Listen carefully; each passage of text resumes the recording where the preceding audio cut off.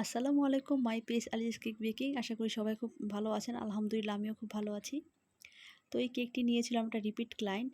এই ক্লায়েন্টটা আমার এত বেশি কিউট, ও যখনই কেক অর্ডার করে শুধু বলে দেয় ফ্লেভারটা কী হবে, আর কেকের একটা পিকচার দিবে, বলবে আপু সেম টু সেম করে দেবেন। মানে সবসময় খুব আবদার করে কথাটা বলে আর কি। তো আমার খুব ভালো লাগে ও যখন এরকম করে কিছু কথা বলে। তো তারপরে ও আমাকে একটা সিম্পল কেকের ডিজাইনই দিয়েছিল, বলছিল এটা হয়তো বা অ্যানিভার্সারি থিম কেক ছিল। তো বলছিল যে আপু সেম টু সেম করে দিবেন। আমি বলছিলাম ওকে ঠিক আছে। তারপরে এই তো কেকটা কিন্তু দেখতে সিম্পল ছিল, কিন্তু বাট লাগছিল পুরো গর্জিয়াসের মতো। তো এই তো আমি কেকটাকে ভালো করে ক্রাম্প করে ডিপ ফ্রিজে রেখে দিয়েছিলাম 10 মিনিটের জন্য।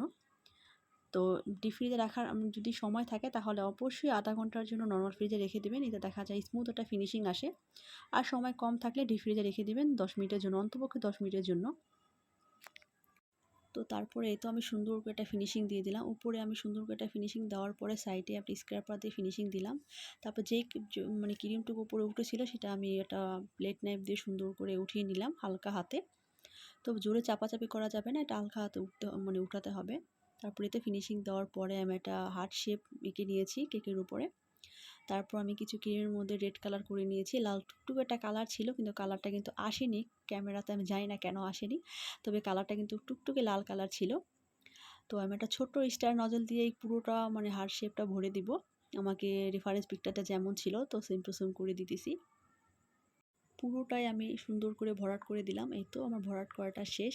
আর সাইডে আমার যে গোল্ডেন যে ডাস্ট যে গুঁড়োটা থাকে, ওটার মধ্যে সামান্য কিছু মানে সয়াবিন তেল একটুখানি আর কি, সামান্য বলতে গেলে ওটা একটু মিশিয়ে নিয়েছি। নেওয়ার পর তো লিকুইড হয়েছে, নেওয়ার পর আমি সুন্দর করে ব্রাশের মাধ্যমে পুরো কেকের সাইডে এটা দিয়ে দিব।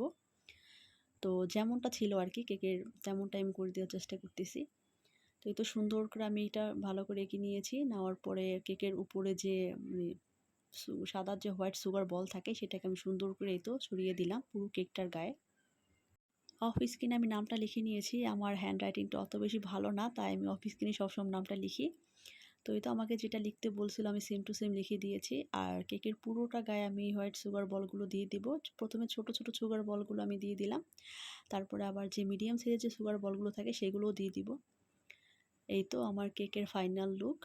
তো কেকটা কেমন হয়েছে অবশ্যই কিন্তু কমেন্ট করে জানাবেন।